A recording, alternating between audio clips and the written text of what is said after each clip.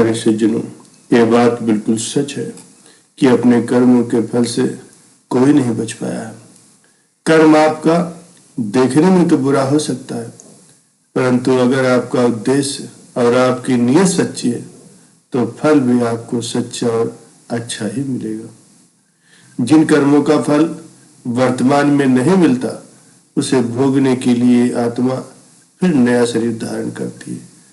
प्यारे सज्जनों, कर्मों के फल की व्याख्या इतनी आसान नहीं है।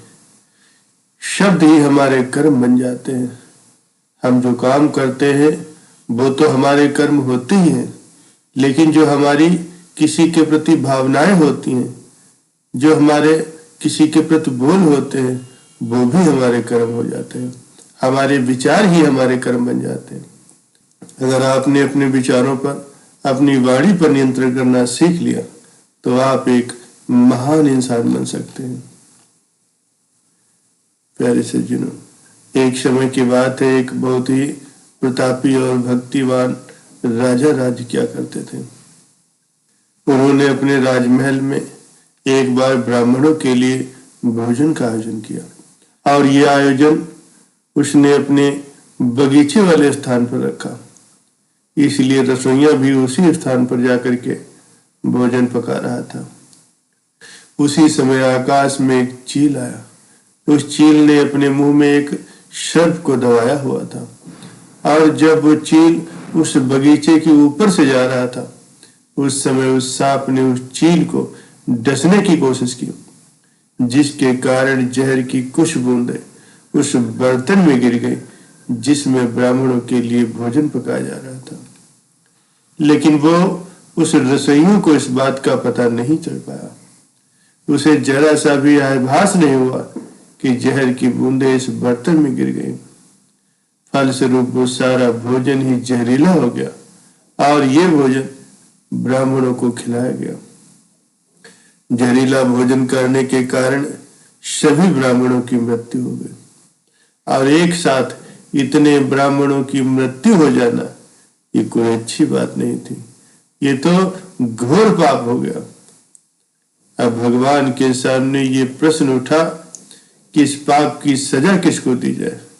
उस राजा को दी जाए कि जिसने इस भोजन का आयोजन किया था, लेकिन उसे तो पता ही नहीं था कि भोजन में जहर है, या उस रसोइयों को दी जाए जिसने वो भोजन बनाया था, परंतु वो भी इस बात से अनभिज्ञ था कि ये भोजन जहरीला हो चुका है।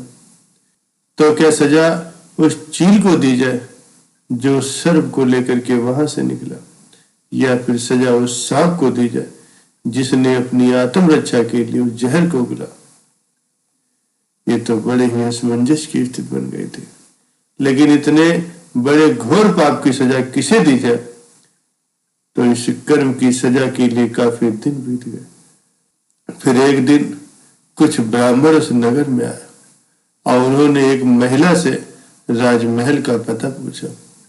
उस महिला ने राजमहल का पता बता दिया, लेकिन पता बताने के बाद उस महिला ने उन ब्राह्मणों से कहा कि आप जा तो रहे हैं राजमहल, लेकिन थोड़ा संभल करके जाना, क्योंकि ये जो राजा है ये ब्राह्मणों को भोजन में जहर मिला करके दे देता है। उस महिला के इतना कहते ही भगवान ने कहा कि इस कर्म के फल का अधिकारी मुझे मिल गया है। तो सभी ने भगवान से पूछा कि प्रभु वो कौन है? तो भगवान ने कहा कि इस महिला को इस कर्म की सजा दी जाएगी। तब सभी लोग आश्चर्यचकित रह गए और बोले कि वो तो महिला उस समय वहां पर मौजूद भी नहीं थी। न उसने जहर मिलाया, न उसने भोजन पकाया और न ही उसने उन ब्राह्मणों को भोजन कराया। फिर इसकी सजा उसे क्यों दे रहे हैं?